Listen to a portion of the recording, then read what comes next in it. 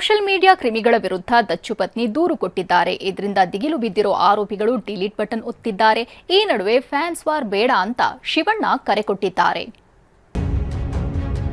ದರ್ಶನ್ ಪತ್ನಿ ವಿಜಯಲಕ್ಷ್ಮಿಗೆ ಅಶ್ಲೀಲ ಕಮೆಂಟ್ಸ್, ತನಿಖೆ ಚುರುಕು, ಕಿಡಿಗೇಡಿಗಳ ಅಕೌಂಟ್ ಡಿಲೀಟ್. ಸೋಷಿಯಲ್ ಮೀಡಿಯಾದ ಕ್ರಿಮಿಗಳ ವಿರುದ್ಧ ದರ್ಶನ್ ಪತ್ನಿ ಸಮರ ಸಾರಿದ್ದೇ ಸಾರಿದ್ದು, ಸಿಸಿಬಿ ಪೊಲೀಸರು ಕಮೆಂಟ್ ಕೋರರ ಮಟ್ಟ ಹಾಕಲು ಮುಂದಾಗಿದ್ದಾರೆ. ಪುಂಡರ ಮಾಹಿತಿ ಸಂಗ್ರಹಕ್ಕಾಗಿ ಮೆಟಾಗೆ ಪತ್ರ ಬರೆದಿರೋ ಸಿಸಿಬಿ ಪೊಲೀಸರು ಐಪಿ ಅಡ್ರೆಸ್, ಖಾತೆದಾರರ ಮಾಹಿತಿ ನೀಡುವಂತೆ ಮನವಿ ಮಾಡಿದ್ದಾರೆ. ಇತ್ತ ಭಯ ಬಿದ್ದ ಪುಂಡರ ಕೆಲ ಅಕೌಂಟ್ಗಳೇ ಮಾಯ ಆಗಿವೆ.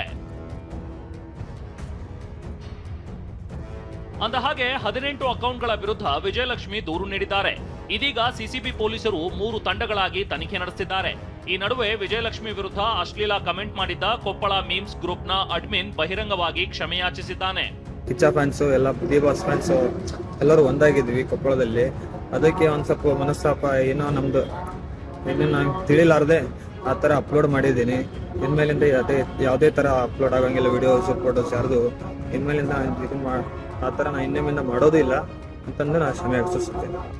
ಇನ್ನು ಸ್ಟಾರ್ ವಾರ್ ನಿಲ್ಲಿಸಬೇಕು ಅಂತ ಶಿವರಾಜ್ ಕುಮಾರ್ ಹೇಳಿದ್ದಾರೆ. ಕಮೆಂಟ್ಸ್ ಮಾಡೋದು, ಪೊಲೀಸ್ ಕರ್ಕೊಂಡು ಹೋಗೋದು, ಅವರ ಫ್ಯಾಮಿಲಿಗೆ ನೋವಾಗೋದು ಇವೆಲ್ಲ ಬೇಡ. ಯಾವುದೇ ಹೆಣ್ಮಕ್ಳಿಗೂ ಕೆಟ್ಟದಾಗಿ ಕಮೆಂಟ್ ಮಾಡಬಾರ್ದು ಅಂತ ಹೇಳಿದ್ದಾರೆ.